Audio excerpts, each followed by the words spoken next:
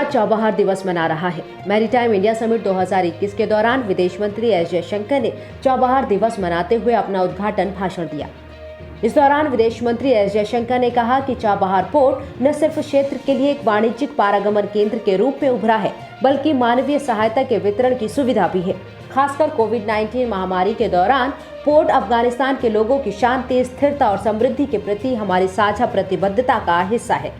उन्होंने कहा कि आज की घटना हमारे क्षेत्र में कनेक्टिविटी को बढ़ाने और चाबहार के माध्यम से मध्य एशियाई देशों में समुद्र तक पहुंच प्रदान करने के लिए सभी क्षेत्र हित साधकों के साथ मिलकर काम करने की मजबूत प्रतिबद्धता को दिखाती है। The Government of India, recognizing the importance of regional connectivity, made a landmark decision to undertake an overseas port investment in Chabahar.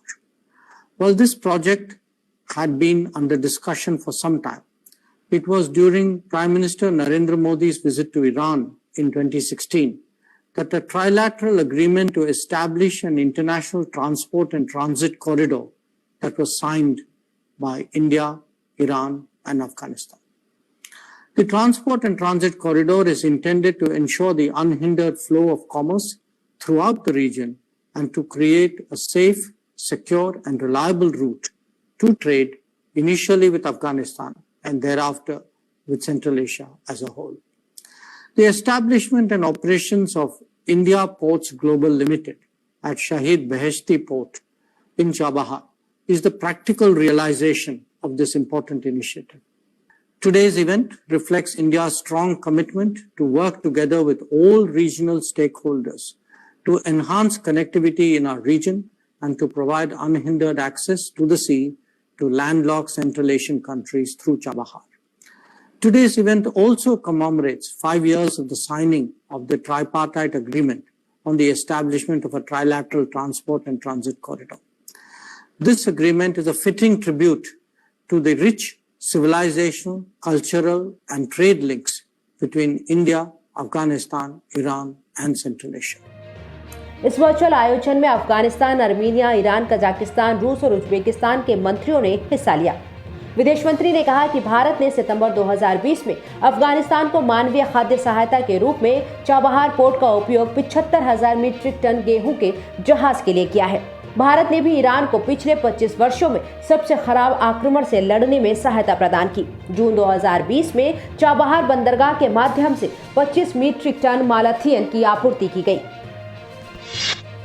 कृषि कानूनों के खिलाफ किसानों के आंदोलन के 100 दिन पूरे होने वाले हैं। इस बीच किसान नेता राकेश टिकैत ने एक दावा करके भारतीय जनता पार्टी की बेचैनी बढ़ा दी है।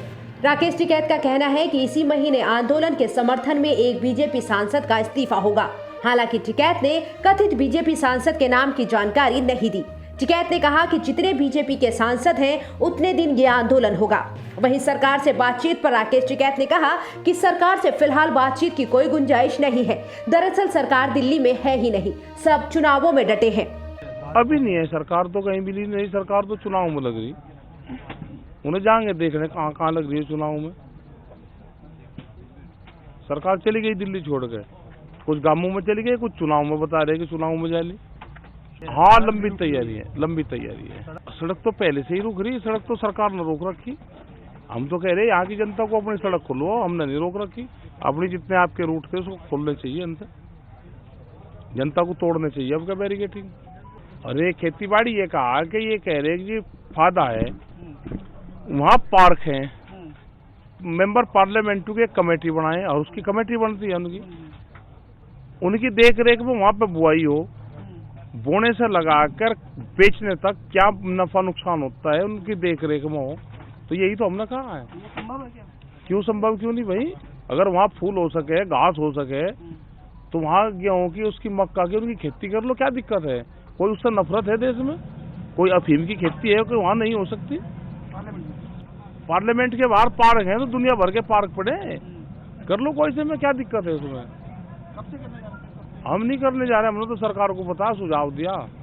जब वे कहते कि हम उनको ट्रैक्टर अवेलेबल करवा देंगे, उसका किराया दीजिए भाई, क्या खाद बीज लगे, आदमी को छोड़ देंगे वहाँ पे।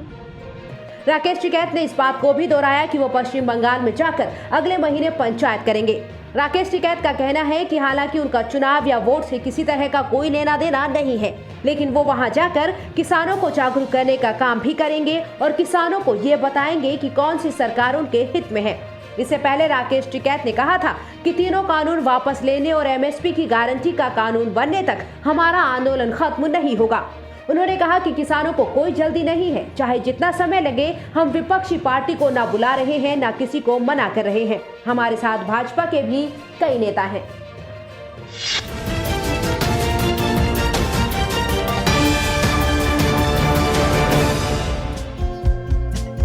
हमारे चैनल को लाइक, शेयर और सब्सक्राइब जरूर करें और नई अपडेट्स के लिए बेल आइकन दबाना ना भूलें।